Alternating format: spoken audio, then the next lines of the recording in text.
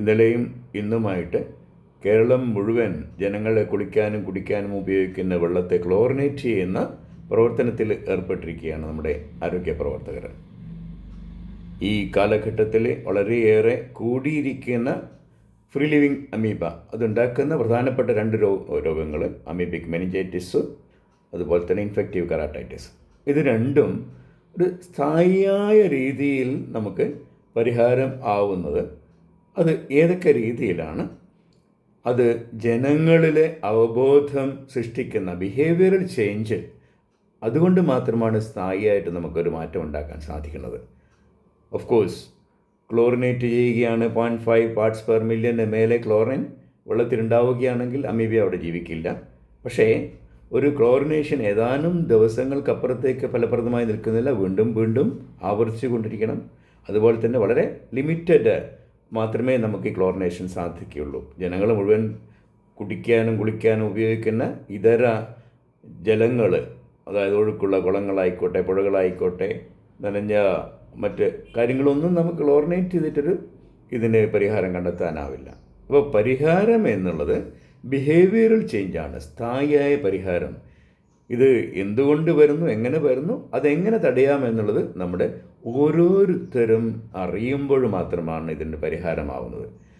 ഇതര പകർച്ചവ്യാധികളെ അപേക്ഷിച്ച് ഇത് തടയുന്നതിന് അവബോധം ഏറെ സഹായിക്കും. കാരണം ഒരൊറ്റ വഴിയിലൂടെ മാത്രമാണ് ഇത് കടക്കുന്നത്, ഒരൊറ്റ രീതിയിൽ മാത്രമാണ്. മൂക്കിനകത്തേക്ക് ശക്തമായ രീതിയിൽ കയറി ചെല്ലുന്ന അല്ലെങ്കിൽ തുള്ളി മരുന്നുകളായിട്ട് ചെല്ലുന്ന, അതിന് മാത്രമേ അമീബ ബ്രെയിനിലേക്ക് കടക്കാൻ സാധ്യതയുള്ളൂ. കണ്ണിൽ നേരിട്ട് കടന്നാലും സാധിക്കാമെന്ന് പറഞ്ഞു. ഈ 2 വഴികൾ കൊട്ടിയടക്കാനുള്ള ഒരു അവബോധം ജനങ്ങളിൽ മുഴുവൻ ഉണ്ടാക്കുക എന്നുള്ളതാണ് പരിഹാരം. അല്ലാതെ അമീബയെ ഇവിടുന്ന് മുഴുവൻ ഒന്നുമെല്ലാം ചെയ്യുന്നത് അല്ല. ക്ലോറിനേഷൻ അല്ല സ്ഥായിയായിട്ടുള്ള ഒരു പരിഹാരം എന്നർത്ഥം. അതിന് വേണ്ടുന്ന മാർഗങ്ങൾ എന്താണ് എന്നുള്ളതിനെക്കുറിച്ചാണ് ആദ്യമായിട്ട് ആരോഗ്യ പ്രവർത്തകർ മാത്രമല്ല, എന്നെപ്പോലുള്ളവർ മാത്രമല്ല, ജനങ്ങളിൽ ഓരോരുത്തരും അറിവ് 10 ആളുകളിലേക്കോ 100 ആളുകളിലേക്കോ പകർന്നു കൊടുക്കുമ്പോൾ മാത്രമാണ് ഇത്തരത്തിലൊരു പൊതുബോധം ഉണ്ടാവുന്നത്. ശരിയേത് തെറ്റേത്, എന്ത് ചെയ്യണം എന്ത് ചെയ്തുകൂടാ എന്നുള്ളത് നമ്മൾ ഓരോരുത്തരും മറ്റുള്ളവരിലേക്ക് മുഴുവനായിട്ടും പകർന്ന് കൊടുക്കേണ്ടതുണ്ട്. പ്രത്യേകിച്ചും ഹൈ റിസ്ക് കാറ്റഗറി ആയിട്ടുള്ള ആൾക്കാർ. അപ്പോൾ ഇനി വരുന്ന നാളുകളിൽ എവിടെയൊക്കെയാണ് നമ്മൾ കൂടുതൽ ലക്ഷ്യമിടേണ്ടത്, ആരെയൊക്കെയാണ്, ഏത് രീതിയിലാണ് ഈ മാറ്റം വരുത്തേണ്ടത് എന്നുള്ളതിനെക്കുറിച്ചാണ് നമ്മളിൽ ഓരോരുത്തരും ചില ചോദ്യങ്ങൾക്ക് ഏത് രീതിയിൽ ഉത്തരം പറയണം എന്നുള്ള കാര്യമാണ് ഞാനിന്ന് പറയുന്നത്. ഏറ്റവും ആദ്യം എടുത്ത് പറയേണ്ടത്, നമ്മൾ ഏറ്റവും സസെപ്റ്റിബിളായിട്ടുള്ള ഒരു പോപ്പുലേഷൻ കുട്ടികളാണ്. നമ്മൾ ഏതാണ്ട് 4/1 തന്നെ വരും ഒരു 17-18 വയസ്സിൽ താഴെയുള്ള കുട്ടികളെ സംബന്ധിച്ച്. അവരാണ് ഏറ്റവും ഹൈ റിസ്ക്, ഏറ്റവും റിസ്ക് ടേക്കിംഗ് ബിഹേവിയർ. മഴക്കാലത്ത് കുളിക്കാനും ചാടിമറിയാനും അത്തരത്തിലൊരു ബാല്യം അവർക്ക് നിഷേധിക്കുക എന്നുള്ളത് വളരെ ബുദ്ധിമുട്ടാണ്. അപ്പോൾ അവർ പറഞ്ഞ് മനസ്സിലാക്കുക ഏത് രീതിയിലാണിത് പകരുന്നത്, പകരാതിരിക്കാൻ നിങ്ങൾ ഓരോരുത്തരും എന്തൊക്കെ ശ്രദ്ധിക്കണം എന്നുള്ളതിനെക്കുറിച്ച്. അപ്പോൾ അവരുടെ മനസ്സിലുണ്ടാവുന്ന അവർ ചോദിക്കുന്ന ചോദ്യങ്ങൾക്ക് എങ്ങനെ ഉത്തരം പറയുന്നു എന്നുള്ളത് നമ്മൾ ഓരോരുത്തരും അറിയേണ്ടതുണ്ട്. അപ്പോൾ ഇന്ന് ഞാൻ പറയുന്നത് ഇനി നാളുകളിൽ എന്തൊക്കെ ചെയ്യണം എന്നുള്ളത്. രണ്ടാമത്തെ കാര്യം, ഇന്ന് എൻ്റെ അടുത്ത് പലരും ചോദിച്ചിട്ടില്ല ചില ചോദ്യങ്ങൾക്കുള്ള ഉത്തരവും ആ ഉത്തരം തന്നെയാണ് നിങ്ങൾ ഓരോരുത്തരും മറ്റുള്ളവർക്ക് പറഞ്ഞു കൊടുക്കേണ്ടത്. വരുന്ന ആളുകളിൽ ഞാൻ ആദ്യം പറയുന്നത്, എല്ലാ സ്കൂളുകളിലും ഏതാണ്ട് 50 ലക്ഷമോ അതിൽ കൂടുതലോ വിദ്യാർത്ഥികളെ നമുക്ക് ഇതേക്കുറിച്ച് പറഞ്ഞ് മനസ്സിലാക്കി കൊടുക്കേണ്ടതുണ്ട്. വിദ്യാഭ്യാസ വകുപ്പ് വരും ദിവസങ്ങളിൽ സ്കൂളുകളിൽ ഇതിനെക്കുറിച്ച് അവബോധം വളർത്തുന്ന രീതിയിൽ പല പ്രഭാഷണങ്ങളായിക്കോട്ടെ, വീഡിയോകളായിക്കോട്ടെ, അതുപോലെ തന്നെ കൊച്ചു കൊച്ചു ലേഖനങ്ങളായിക്കോട്ടെ, അതുപോലെ തന്നെ പോസ്റ്ററുകളായിക്കോട്ടെ, അതിന് പ്രാമുഖ്യം കൊടുക്കേണ്ടതുണ്ട്. കാരണം അവരാണ് ഏറ്റവും സസെപ്റ്റബിളായിട്ടുള്ള ആളുകൾ എന്നുള്ളതുകൊണ്ട്. അപ്പോൾ അധ്യാപകർക്ക് പലപ്പോഴും ഇതിനകത്ത് വന്നിട്ടില്ല എന്നുള്ളതുകൊണ്ടാണ് ഞാൻ പ്രത്യേകിച്ച് എടുത്ത് പറയുന്നത്, വിദ്യാഭ്യാസ വകുപ്പ് ഇതിൻ്റെ ഒരു ഭാഗമായിട്ട് മുന്നിൽ നിൽക്കണം എന്നുള്ളതാണ് പറയാനുള്ളത്. രണ്ടാമത്തെ കാര്യം, ഇന്ന് എൻ്റെ ഒരു സുഹൃത്ത് ആരോഗ്യ പ്രവർത്തകൻ എൻ്റെ അടുത്ത് ചോദിച്ച ഒരു ചോദ്യം വളരെയേറെ പ്രസക്തമായിട്ട് എനിക്ക് തോന്നി. ക്ലോറിനേഷൻ്റെ രീതികൾ നമ്മൾ ഏതാണ്ട് അറിഞ്ഞാൽ മതി. കാരണം അത് ചെയ്യുന്നത് ആരോഗ്യ പ്രവർത്തകരാണ്. അപ്പോൾ ഇനി അങ്ങോട്ട് തുടർന്നും ഇത് ശരിയായി ചെയ്യാൻ ബുദ്ധിമുട്ടാവുന്ന എന്തുകൊണ്ടാണെന്ന് വെച്ചാൽ ക്ലോറിനേഷന് ആരോഗ്യ പ്രവർത്തകർ വന്നിട്ട് ചെയ്യണം. അതിനനുസരിച്ചുള്ള ബ്ലീച്ചിങ് പൗഡർ വേണം. അത് കുറേ സാങ്കേതിക കാര്യങ്ങളുണ്ട് എന്നുള്ളത് കൊണ്ട് അത് ഏതാനും ദിവസങ്ങൾ കൊണ്ട് അത് കുറഞ്ഞ് വരികയും വീണ്ടും അമീബ വളരുകയും ചെയ്യുമ്പോൾ തുടർന്ന് ചെയ്തു കഴിഞ്ഞാൽ മാത്രമേ അത് റിക്കറിങ് എക്സ്പെൻഡിച്ചറും റിക്കറിങ് ഇഫേർട്ടും അവിടെ നിലനിൽക്കുന്നു എന്നുള്ളതുകൊണ്ട് അതൊരു സ്ഥായിയായ പരിഹാരമാവുന്നില്ല. പിന്നെ എവിടെയാണ് ക്ലോറിനേറ്റ് ചെയ്യാൻ പറ്റുന്നത്? നമ്മുടെ നീന്തൽക്കുളങ്ങളിൽ, അതുപോലെ തന്നെ നമ്മളെ കിണറുകളിൽ, നമ്മളുടെ ടാങ്കുകളിൽ, അതുപോലെ തന്നെ സ്വിമ്മിംഗ് പൂളുകളിൽ, അതുപോലെ തന്നെ ഈ പറഞ്ഞ ചില വാട്ടർ തീം പാർക്കുകൾ, അങ്ങനെ പലയിടങ്ങളിലുമുണ്ട്. അവിടങ്ങളിൽ മുഴുവൻ ഗവൺമെൻറ്റും കൂടി ശ്രദ്ധിക്കേണ്ടതുണ്ട്. ഇത് ശരിയായ രീതിയിൽ ചെയ്യുന്നുണ്ടോ എന്നുള്ളത് അത് വെരിഫൈ ചെയ്ത് ഉറപ്പാക്കേണ്ട സർട്ടിഫിക്കേഷൻ്റെ കാര്യങ്ങൾ ഒന്നുകൂടി ശക്തമായ രീതിയിൽ തന്നെ തുടർന്ന് നടക്കുന്നുണ്ടെന്ന് ഉറപ്പാക്കേണ്ടുന്ന ഉത്തരവാദിത്വം സർക്കാരിന് ഉണ്ട്. മറന്നു പോകരുത്. ന്യൂസ് വാല്യൂ കഴിഞ്ഞാൽ അതൊക്കെ അങ്ങോട്ട് പോകും. അതുണ്ടാവാൻ പാടില്ല എന്നുള്ളതാണ്. അപ്പോൾ ഇന്ന് നമ്മൾ ചോദിച്ച ഒരു ചോദ്യം, എൻ്റെ നാട്ടിൽ വലിയൊരു നീന്തൽക്കുളമുണ്ട്. അവിടെ കുട്ടികൾ നീന്തൽ പഠിപ്പിക്കുകയാണ്. കാരണം അത്ലറ്റിക് ഇവൻറ്റ്സിൽ പലതും നമ്മൾ ട്രെയിൻ ചെയ്യുന്നത് നല്ല കാര്യമാണ്. ഗ്രാമങ്ങളിൽ അന്യം നിന്ന് പോയിട്ടുള്ള വ്യായാമം, സ്പോർട്സ് എന്നുള്ളത് എങ്ങനെയാണോ നമ്മൾ പ്രോത്സാഹിപ്പിക്കേണ്ടത്, അതിലൊരു കാര്യം എന്താണ് നീന്തൽ എന്നുള്ളത്. അപ്പോൾ അത്തരത്തിലുള്ള ഒരു വലിയ നീന്തൽക്കുളത്തിൽ എങ്ങനെയാണ് കുട്ടികളുടെ സുരക്ഷിതത്വം ഉറപ്പാക്കുക എന്നുള്ള കാര്യം വളരെ ജെന്യുവിനായിട്ടുള്ള ചോദ്യമാണ്.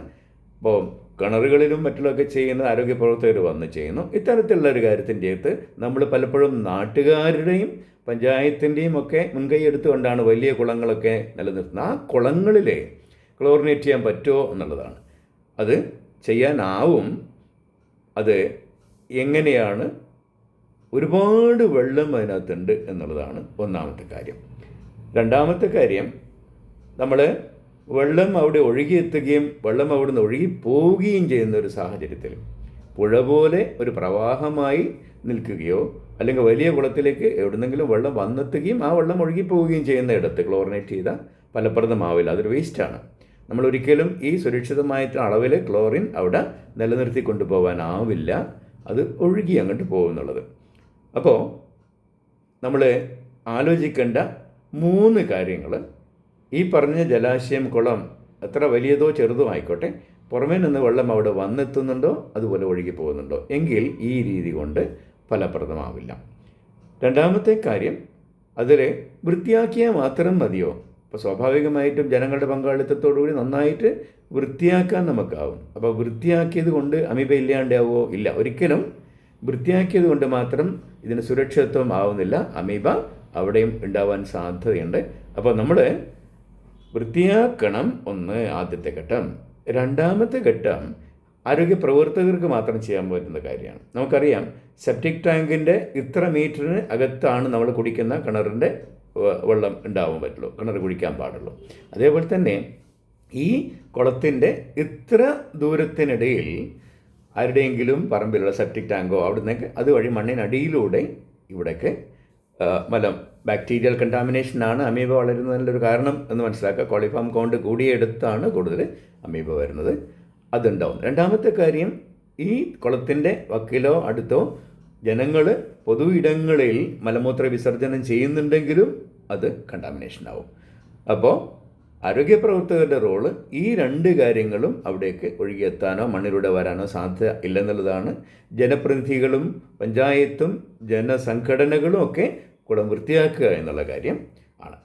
മൂന്നാമത്തെ കാര്യം, ഇതിൽ കുളിക്കുന്ന കുട്ടികളായിക്കോട്ടെ, അവർ ശ്രദ്ധിക്കേണ്ടുന്ന, സ്വയം എടുക്കേണ്ടുന്ന സുരക്ഷിതത്വ പ്രവർത്തനങ്ങൾ. കുളിക്കുന്നവർ തല മേലെ ആക്കിയിട്ട്, കഴുത്തിന് താഴെ വരെ എവിടെയും സ്കിന്നിലൂടെ കയറുന്നില്ല ഈ രോഗമാണ്. അപ്പോൾ മൂക്കും തലയും മേലെ നിർത്തിക്കൊണ്ടുള്ള നീന്തം അതെത്രമാത്രം ഫലപ്രദമാകുമെന്ന് എനിക്കറിയില്ല. മുങ്ങി നീന്തുന്നത് ഒഴിവാക്കണം. അതേസമയം തല ഉയർത്തി ആണ് നീന്തുന്നതെങ്കിൽ ഒരു പരിധി വരെ മൂക്കിലേക്ക് വെള്ളം കഴിയുന്നത് ഒഴിവാക്കാൻ പറ്റും.